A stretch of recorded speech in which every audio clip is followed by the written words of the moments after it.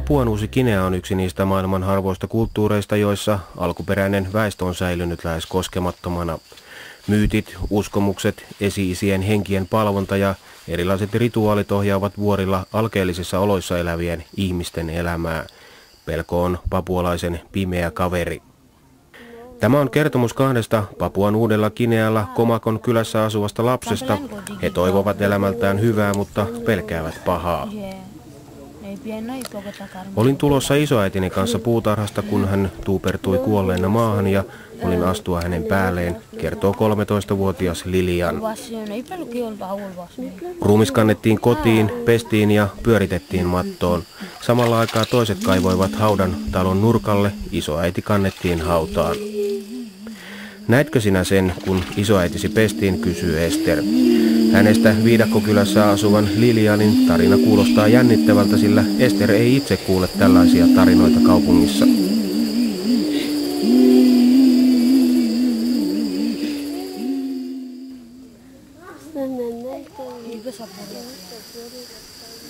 Pelkään yöllä, että näen isoäitini kävelevän ulkona, sanoo Lilian. Ehkä se johtuu siitä, että isoäiti on haudattu aivan talon viereen, miettii Ester. Maailman toiseksi suurin saari, Papuan Uusi-Guinea, sijaitsee Tyynellä valtamerellä Australian pohjoispuolella. Tärkeimmät vientituotteet ovat kupari, kulta ja öljy, mutta tavallisen kansalaisen elintasoa nostaa eniten kahvin tuotanto. Maassa on 5,7 miljoonaa asukasta, joista iso osa asuu vuoristossa päivämatkojen päässä kaupungeista. Heidän ainoa yhteytensä ulkomaailmaan on maailmanlaajuisen lähetyslentojärjestön MAFin kone, joka kuljettaa sekä ihmisiä että tavaroita.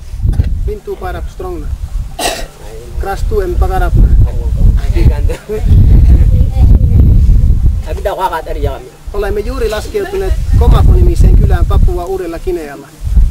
Tapaamme täällä 2 lasta, joiden elämä on aika tavallista tässä maassa, mutta se saattaa poiketa siitä, mihin olemme tottuneet.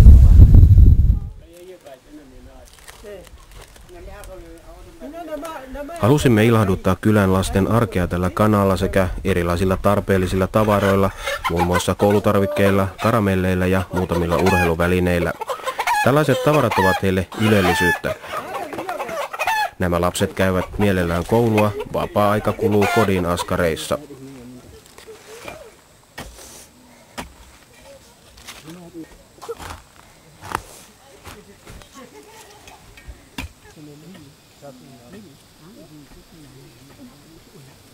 Aamulla herään 6 ja tulen puutarhaan töihin. Kun kuulen ensimmäisen kerran koulun kellon soivan, menen joelle peseytymään ja sen jälkeen juoksen kouluun.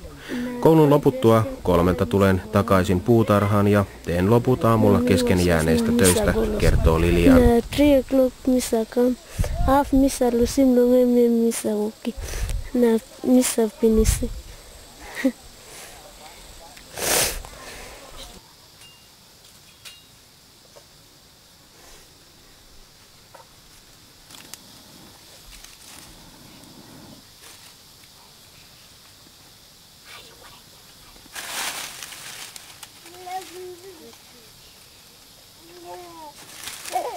Tulipaikkaa ei koskaan päästetä jäähtymään, ja jos näin käy, pari vanhaa konstia on parempi kuin pussillinen uusia.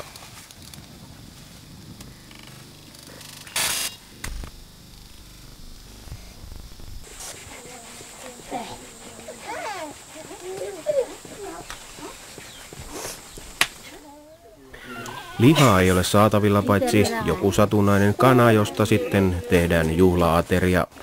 Aterioilla syödään pelkästään hedelmiä ja kasviksia, jotka saadaan omasta maasta.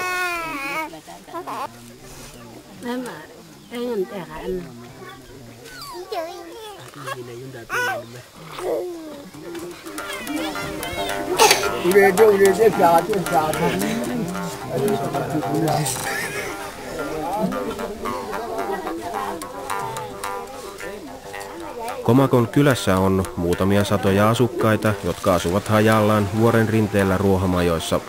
Yhtenäistä kylää ei ole, vaan asumukset ovat muutaman perheen rykelmissä.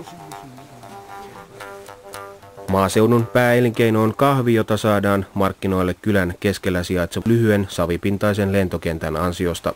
Mukavuuksia kylässä ei ole, mutta puhdasta vettä on riittämiin, sillä saarella sataa monin paikoin yli 10 metriä vuodessa. Se on paljon, sillä esimerkiksi Suomessa sataa vuodessa keskimäärin puoli metriä.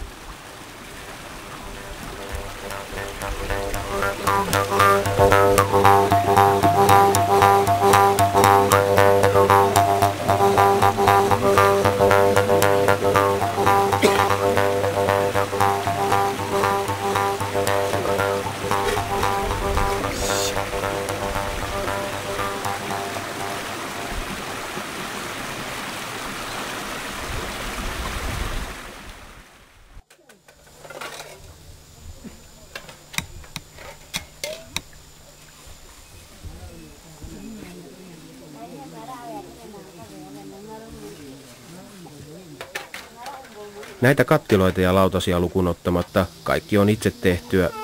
Tyttäret oppivat äideiltään ruohohameen ja narukassin tekemisen taidon.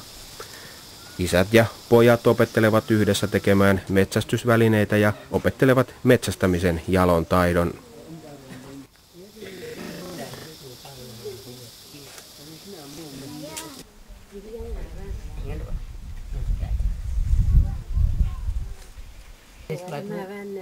Time provide only say using display of the kiliman and display.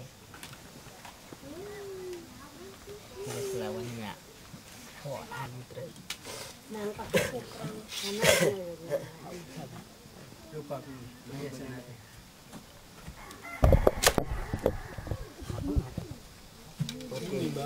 This lab lo shooting piscine ya.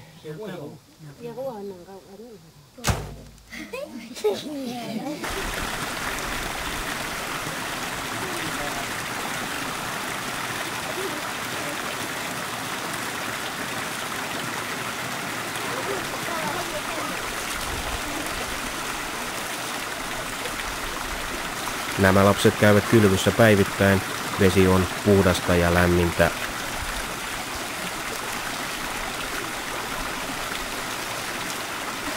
Tämän suihkun hanaa ei suljeta pois lähtiessä.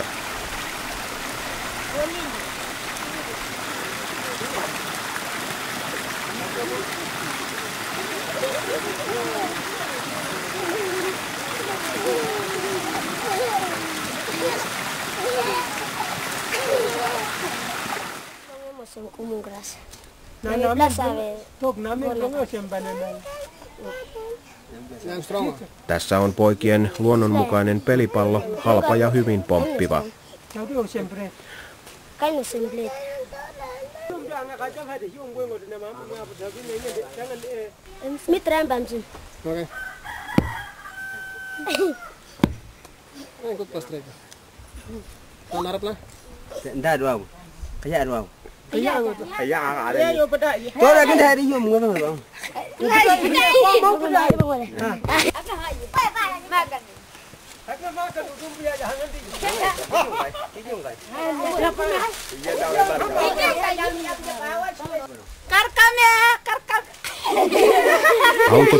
Auto tulee, sanoo tämä leikkisä nainen pidginin kielellä.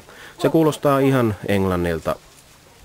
Mutta rakennappa sitten lentokone. Sekin onnistuu näiltä pojilta.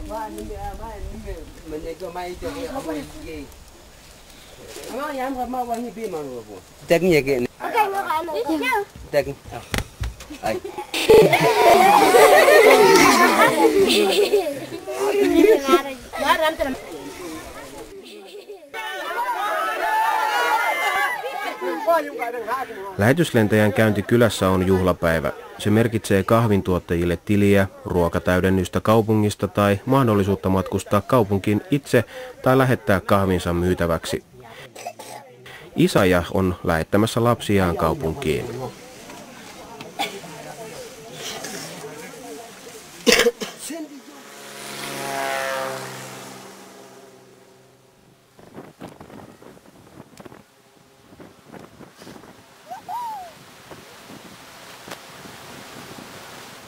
Hei hei äiti ja isä, hei hei kotikylä, me menemme katsomaan kaupunkia.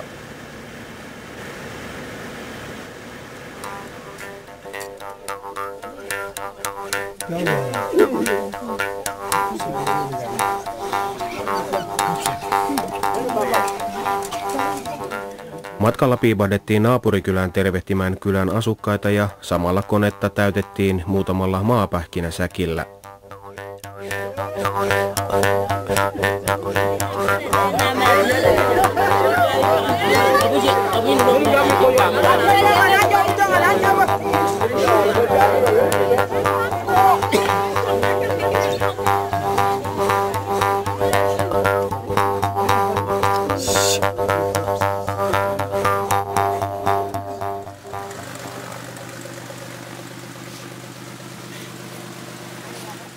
Yhden päivän aikana lähetyslentäjä ehtii käymään jopa 15 eri kylässä, riippuen paljolti siitä, ovatko säät suosiolliset. Lentäjä Ola Kumpulaisen kutsumuksena on auttaa lähimmäistä ja huomioida erityisesti lapsia, rohkaista ja luoda uskoa ja luottamusta parempaan tulevaisuuteen.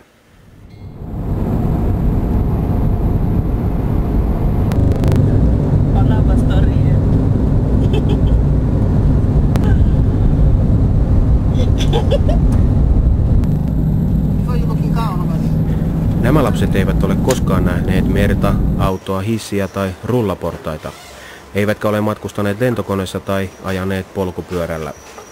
Seuraavien päivien aikana he tutustuvat meille niin tuttuihin, mutta heille täysin outoihin asioihin. Voisitko esimerkiksi kuvitella, miltä vuoristolaislapsesta tuntuu käydä ensimmäisen kerran elämässään oikeassa vaatekaupassa ja sovittaa elämänsä ensimmäisiä kenkiä?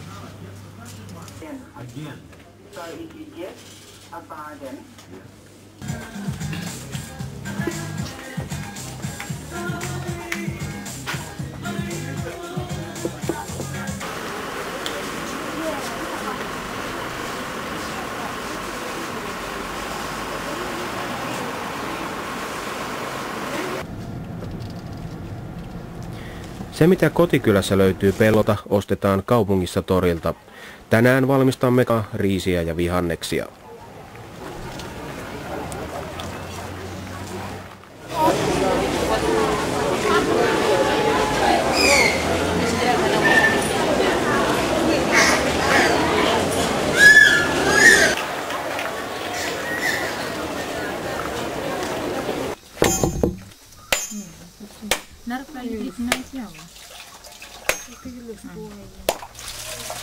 Tällaisesta paketista löytyy kookosrasvaa, siitä valmistetaan kookosmaitoa.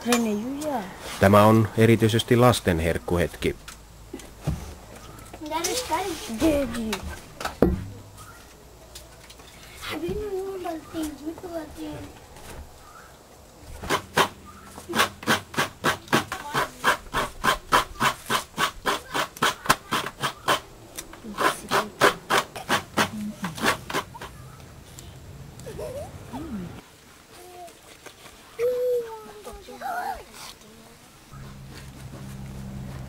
Isabel.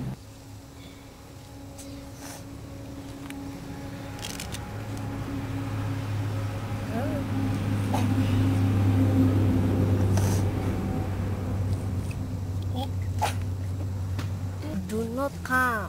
Go back. Do not come. Go back.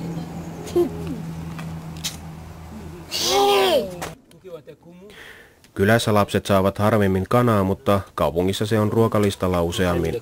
Ja kanaa on takuulla tuoretta Samin omasta kanatarhasta. Hän kasvattaa kanoja myyntiin saadakseen maksettua lastensa koulumaksut.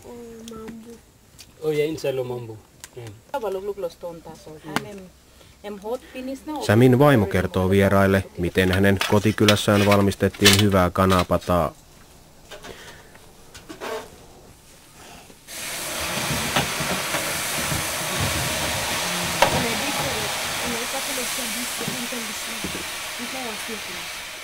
Kuumien kivien päälle laitetaan esikeitetyt kanapalat ja vihannekset, kanakeittoliemi ja kookosmaito. Lyhyen haudottamisen jälkeen ruoka on valmista syötäväksi.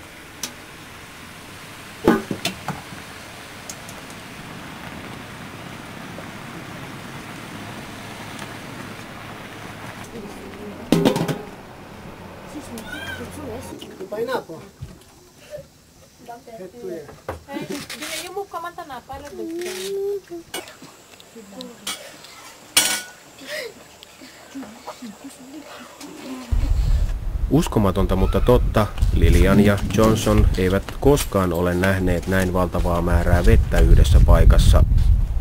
Merivesi maistui oudon suolaiselta.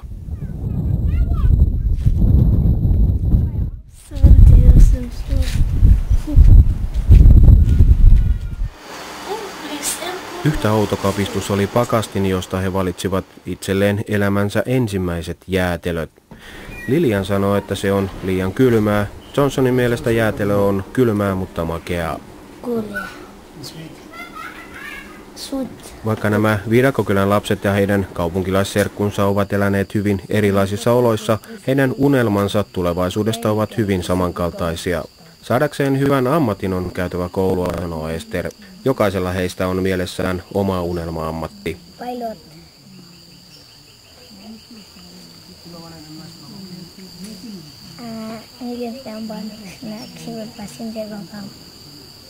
Mira cómo compran Melissa o bien. Recibimos customers a regañarlo. El primo que te manda los benches de temple. Bila kamar mes. Loyal piorman. Bisa tolsi. Miskul goten bami kamatit. Kama chief cook. Lyhyt kaupunkivierailu on ohitse ja on aika palata kotiin. Lilian ja Johnson ovat kokeneet muutaman päivän aikana mullistavia asioita elämässään. He tietävät nyt, että elämä kotikylän ulkopuolella on hyvin erilaista.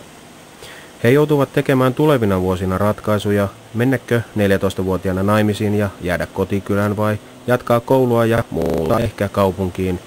Valita toisenlainen elämä kuin heidän vanhemmillaan, isovanhemmillaan ja esi-isillään oli.